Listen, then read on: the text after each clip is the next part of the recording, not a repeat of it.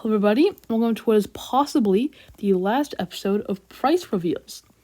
Because this is almost all the clubs that have been, they've all been released, basically at this point. So we're going to start with Man United, who's released today. So Rasmus Højlund, their striker, is 7 million, which I think it's another one of the players that it depends on how good the club does, or how good they do. Rashford at 7 million seems a little bit high, honestly, to me, as he played almost nothing last season and wasn't that impressive except for a few moments of brilliance. Garnacho, however, was great last season and scored probably the best goal of that entire season with that bicycle kick, and he's only 6.5 million, so he'll be on my radar. Onana is 5 million. He got a lot of points last year, so it'll be interesting to see how many people pick him up. And the Sergio Martinez, if he can stay healthy, might be a good pickup at 4.5. Then we have Southampton. I remember a few of these players. So Armstrong, I remember, for 5.5. Could be a good cheap pickup at striker. You'll see that. Then Adam Lallana is a new signing, I'm pretty sure, for them. So he could be an interesting budget option, too. And then we have Fulham. And it's a lot of players around the 6 to 4.5 million range. I don't have many opinions about these, but I especially think that Anthony Robinson, who played great for the USA during Copa America, could be a really good pickup at 4.5 million for a defender. He's a fullback, and he can get a lot of assists if he does well this season. Next, we have Newcastle, all right? And Newcastle has some great players, all right? And they released 5 more today, in addition to Trippier yesterday.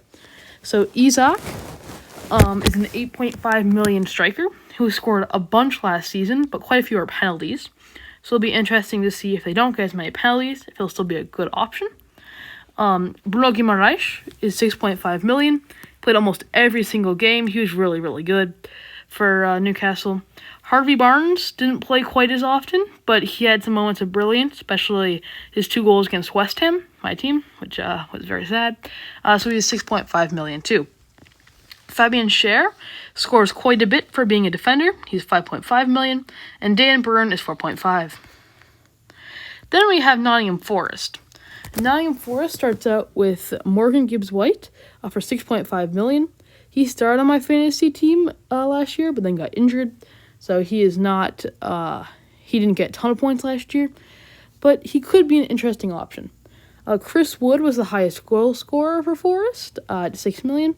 Anthony Alenga is 5.5 million. He could be an interesting pickup. Murillo is only 4.5, and so is Aina for 4.5, and they're both defenders. Then we have Arsenal. We have the Arsenal. And Saka, we start off with Saka, who is 10 million. All right, Saka is worth more than Phil Foden this year, which is certainly an interesting decision by the FPL price managers. But we'll see if that works out. He plays almost every game for them, and he is instrumental for Arteta's attack. Odegaard is 8.5 million. I think he's also a really good option. He feels like he's a great player and also very important for them. Declan Rice is a really, really, really good player. He scored a lot more for Arsenal than he did for West Ham. So 6.5 million, I think it's fair. Timber for 5.5 million. He's got injured really early into last season, so we weren't able to see him that much. And then Raya for 5.5 million. Depends on how many clean sheets Arsenal can hold, but he seems a little bit overpriced based on how many saves he actually gets. All right, then we have Everton. All right, we start off with James Tarkowski, who is a pretty good defender for 5 million. Then we have a plethora of midfielders for 5.5 million. McNeil, Jack Harrison, and Decore. And then Branthwaite, who's been linked away, is 5 million. And that is it for today. Let me know if you disagree with any of my opinions in the comments, and subscribe. See ya.